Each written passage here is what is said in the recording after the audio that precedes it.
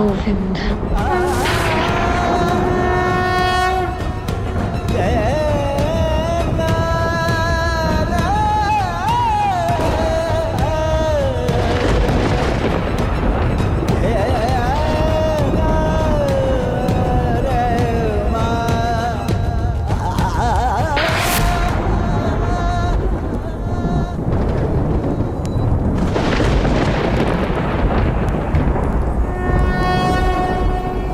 यदा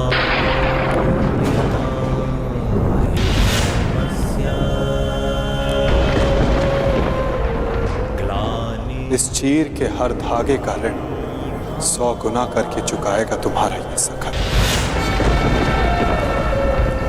अभ्युत्थानम् अधर्मस्य तदात्मानं सृजाम्यहम्।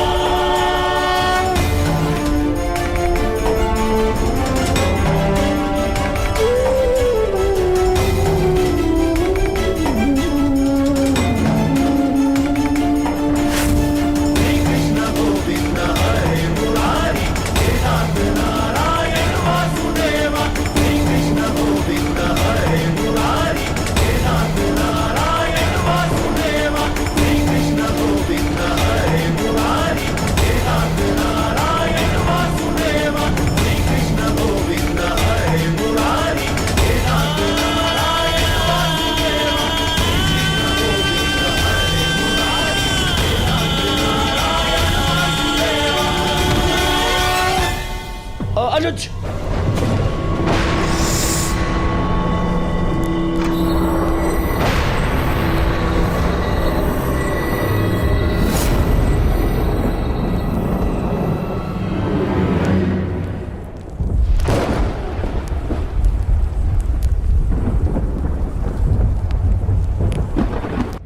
द्रौपदी,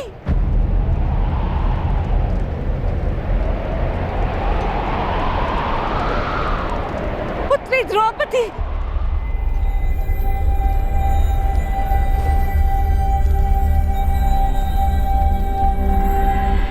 ये क्या अनर्थ हो रहा है सभा में?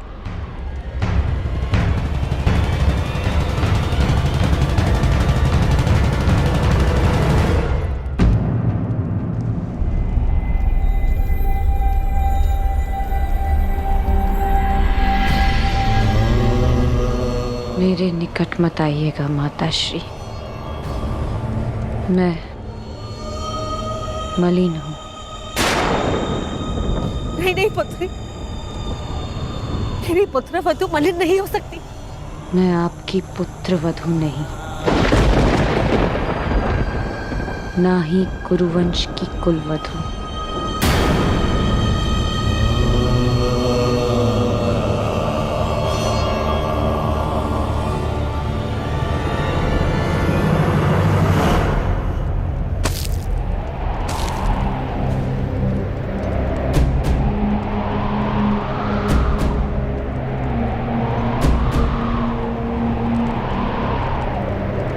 और ना ही आपके पुत्रों की पत्नी।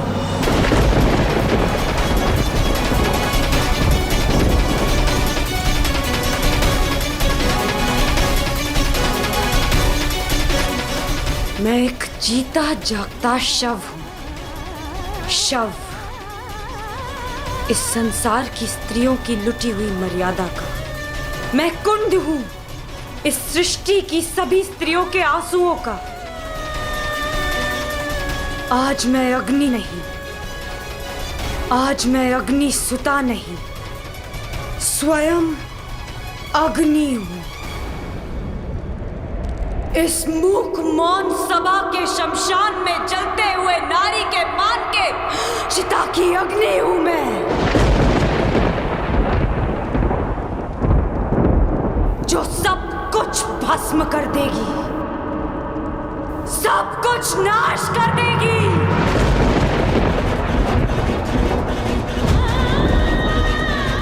मैं जीव नहीं, साक्षात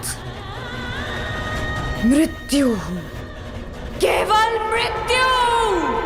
इस सभा में उपस्थित प्रत्येक अधर्मी की केवल मृत्यु।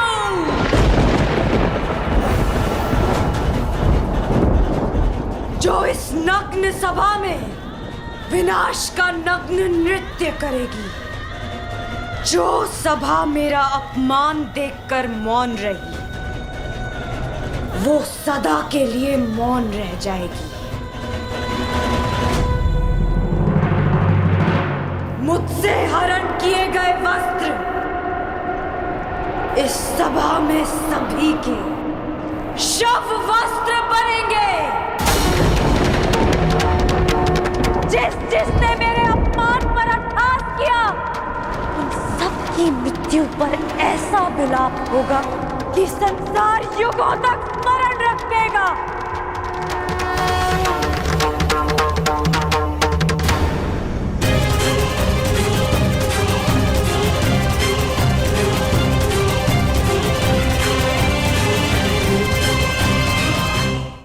मैं याज्ञसेनी श्राप देती हूँ इस सभा को। नहीं पुत्री, इन्हें श्राप मत दो। अपनी ज्येष्ठ माता की बात सुन लो। क्यों सुनूं मैं किसी की? क्यों? जब मेरी चीत्कार किसी ने नहीं सुनी तो फिर क्यों? क्षमा कर दो पुत्री। मेरा श्राप ही क्षमा है महारानी, क्योंकि यदि दंड दिया तो इसी जीवन के प्रत्येक क्षण में नर्क का अनुभव होगा इन्हें।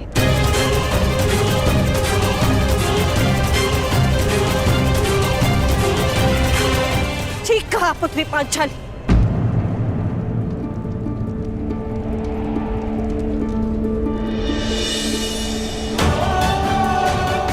इन सबको जीवन के हर पल नर्क का अनुभव होना चाहिए।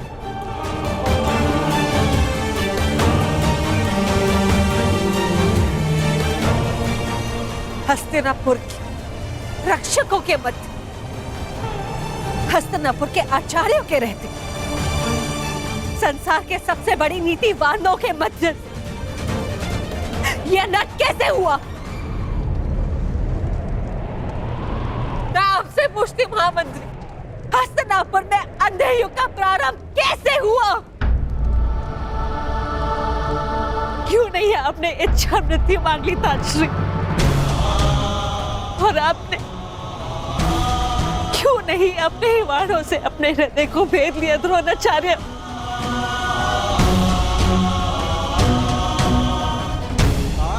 आज तुम्हारे मौन रहने के कारण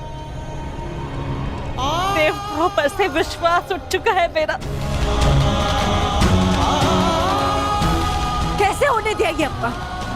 कैसे बन गए इनके दास? कैसे? मैं द्वारका से कृष्ण की नारायणी सेना लेकर आऊंगी और बलराम के बल से विनाश कर दूंगी इसका।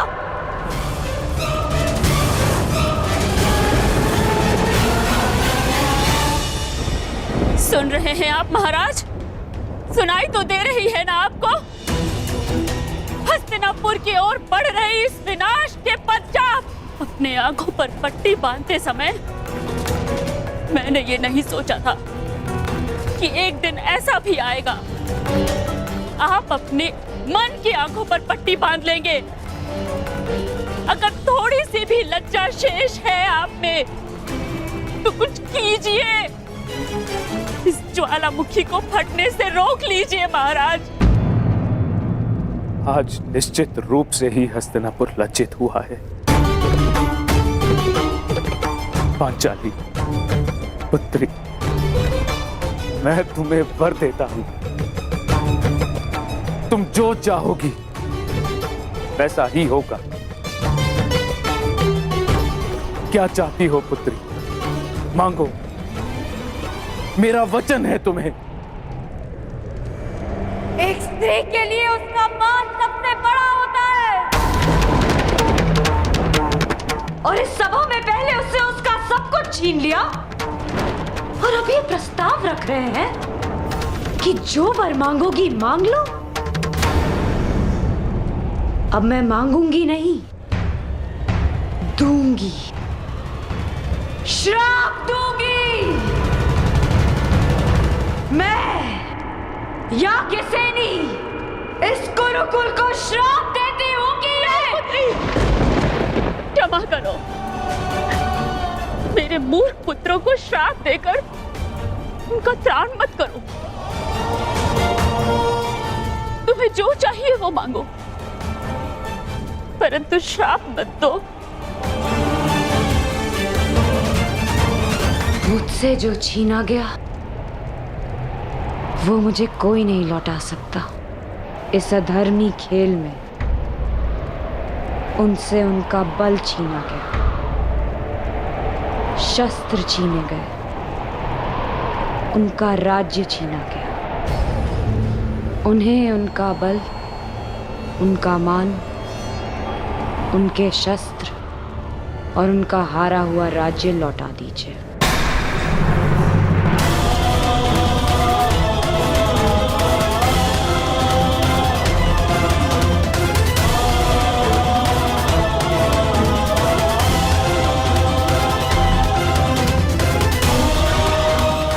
वाह,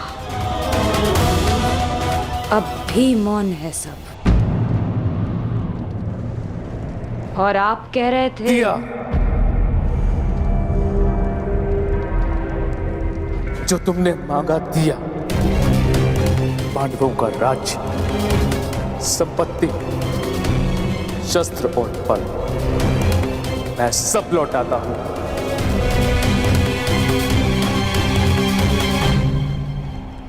नहीं पिताश्री, मेरी जीती हुई संपत्ति को लौटाने का अधिकार आपको नहीं है पिताश्री। मैंने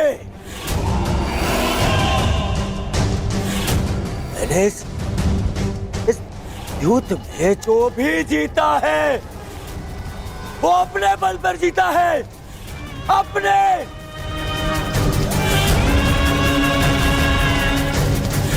बिना छल के जीता है, बिना युधिष्ठिर को विवश किए जीता है, बिना धर्म किए जीता है। फिर क्यों मैं इसे लौटा दूं? क्यों? हाँ, आप बताइए महामंत्री, पितामह आप बताइए, आप सब बताइए, क्या इस युद्ध में कोई भी अधर्म हुआ है? कोई भी?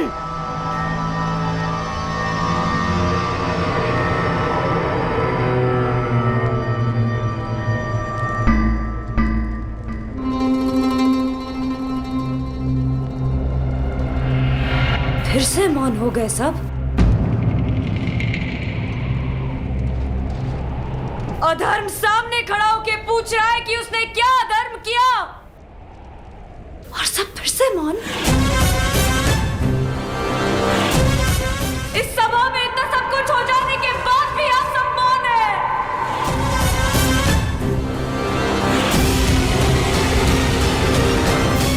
रहिए मौन सब, रहिए मौन। परंतु इस अधर्मी दुर्योधन को उसके कुकर्मों का दंड अवश्य मिलेगा, और उससे पहले इस सभा में उपस्थित वो हर व्यक्ति जिसने मौन रहकर ये अधर्म होते हुए देखा, उन्हें उनके मौन रहने का दंड मिलेगा।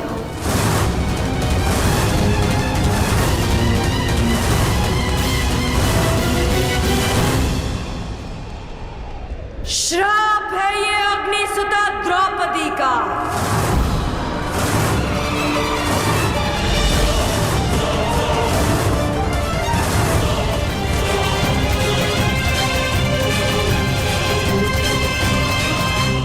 पांचाली, वहीं रुक जाइए महान पांडु पुत्रों।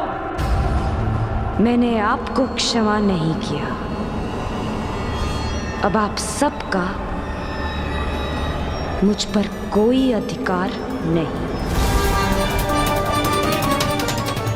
वो अधिकार आप पहले ही हार चुके हैं, और उसका प्रतीक है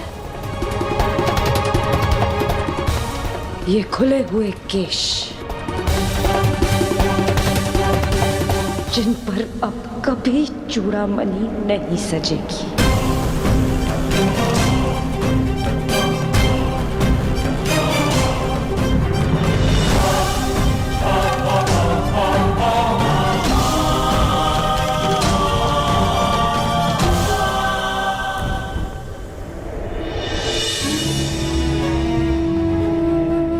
अपना जीवन दांव पर लगाकर स्त्री संतान को जन्म देती है। पुत्र के जन्म में अपना नया जीवन खोजती है। पीड़ा के उन पलों में भी उसकी आंखों में दुख के अश्रु नहीं होते। मुख पर प्रसन्नता, मन में संतोष होता है। और बदले में हम पुरुष उसे क्या देते हैं? पुरुष के किए गए हर कार्य का दंड अंततः स्त्री को भुगतना पड़ता है। क्यों? राम को दंड देने के लिए सीता का हरण होता है। सीता को ही अग्नि परीक्षा क्यों देनी होती है? युद्ध पुरुष करता है और पराजित स्त्री होती है। वीर गति पाकर पुरुष स्वर्ग भोगता है और विधवा होकर स्त्री नरक भोगती है। क्यों पुरुष का अहंकार जगता है और स्त्री की स्वतंत्रता को सुला दिया जाता है? जुए में, मदिरा के मद में धन पुरुष खोता है और भूख स्त्री के भाग्य में आती है। क्यों? विवाह के पश्चात स्त्री सौभाग्यवती बनकर घर में आती है और उसके मस्तक पर सिंदूर के रूप में उसके पति की दासी होने का चिन्ह लगा दिया जाता है। अपनी इच्छा से 100 पत्नियां रखने वालों को पराक्रमी समझा जाता है और दुर्भाग्यवश एक से अधिक विवाह करने वाली महिला को वैश्या कहकर पुकारा जाता है। क्यों? पुरुष असफल होकर संसार का त्याग करता है और अपना घर संसार चलाने के लिए स्त्री को संघर्ष करना पड़ता है। क्यों हम पुरुषों के हर दुष्कर्म का फल स्त्री को भुगतना पड़ता है? जो जीवन देती है उसका अधिकार तो केवल आनंद, प्रसन्नता और सम्मान होना चाहिए। फिर उसका चीरहरण क्यों होता है? स्मरण रखना, जब तक स्त्री को मान, सम्मान और अधिकार मिलेंगे ये सृष्टि फलेगी, फूलेगी, विकास होगा। और जब जब स्त्री का मान भंग होगा, जब जब उसका अभिमान पुरुष के दम तले कुचला जाएगा, तब विनाश होगा। हर बार एक नए रूप में एक महासंग्राम होगा, एक महाभारत होगा।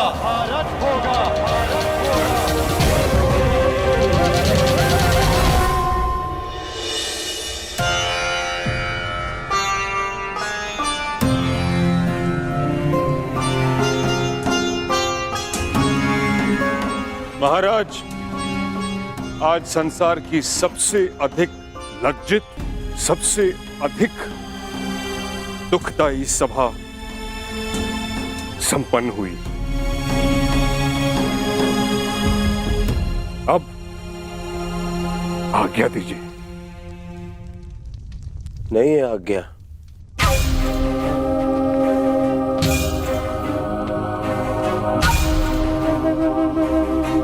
अब क्या शेष है?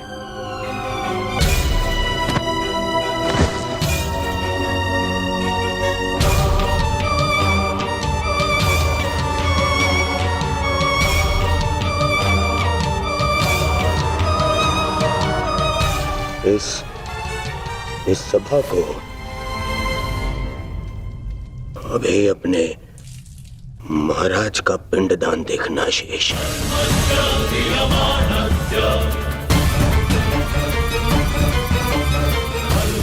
नारिकेलम समर्पयामि। ये क्या अनर्थ कर रहे हो दुर्योधन? अपने पिता का तर्पण कर रहे हो मेरे जीते जी।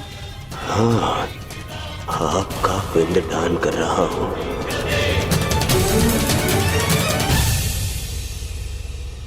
मैं आज से अनाथ हुआ पिताश्री। ये क्या मूर्खता है दुर्योधन? ये मूर्खता नहीं है, ये मेरे और मेरे पिता के मध्य का संबंध है जिसे आज मैं तोड़ रहा हूं।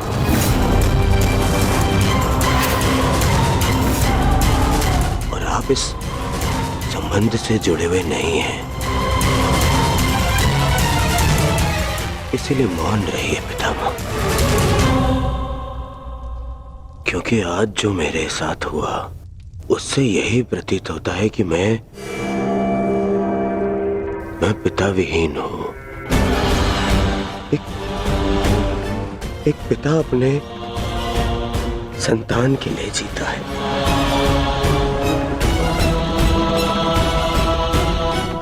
परंतु आज मेरे ही पिता ने मेरे ही साथ इतना बड़ा अन्याय कर दिया। क्या अनर्थ प्रलाप कर रहे हो दुर्योधन? मैं प्रलाप कर रहा हूं। एक सम्राज्ञी को द्यूत में दासी बना लेने पर इस सभा में सभी ने बहुत बड़ा चढ़ाकर कहा। सब मेरे विरुद्ध हो गए, परंतु मुझसे बिना किसी कारण के एक श्राप के भय से मुझसे इंद्रप्रस्थ छीन लिया गया, मेरा साम्राज्य छीन लिया गया, और इस अन्याय के कारक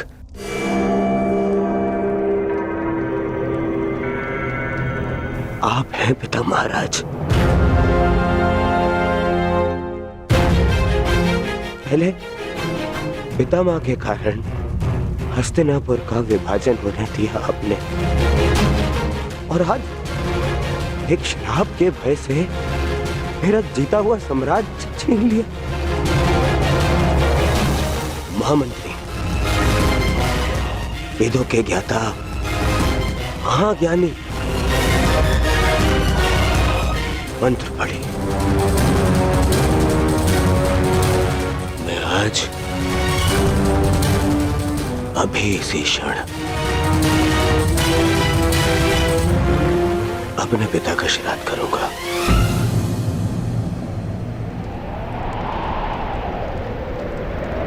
ऐसा मत कहो पुत्र, ऐसा मत कहो। मैं विवश हूं। मैं पांडवों का राज्य उन्हें लौटा चुका हूं पुत्र, परंतु ये श्राद्ध मैं सहन नहीं कर सकता पुत्र, सहन नहीं कर सकता। अब तुम्हारे त्राण के लिए मैं क्या करूं? आपके पुत्र को इस त्राण से बचाने के लिए और जीते जी आपको श्राद्ध से बचाने के लिए मेरे पास एक उपाय है महाराज।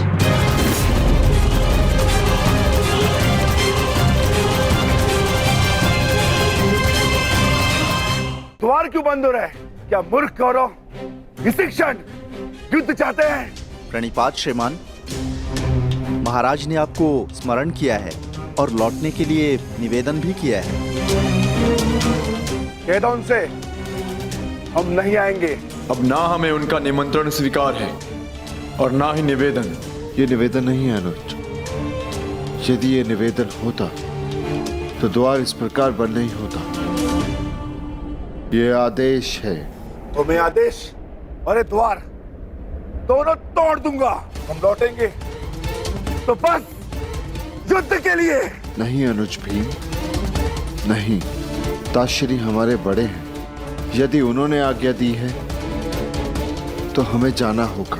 ये आज्ञा नहीं है भ्राताश्री, जाल है और हमें इसमें नहीं फंसना है। पांचाली यहाँ से जा चुकी है, व्यथित है, हमें उसे संभालना है। हमें इंद्रप्रस्थ जाना होगा भ्राताश्री। ये जाल है तो भी हमें धर्म के कारण जाना होगा।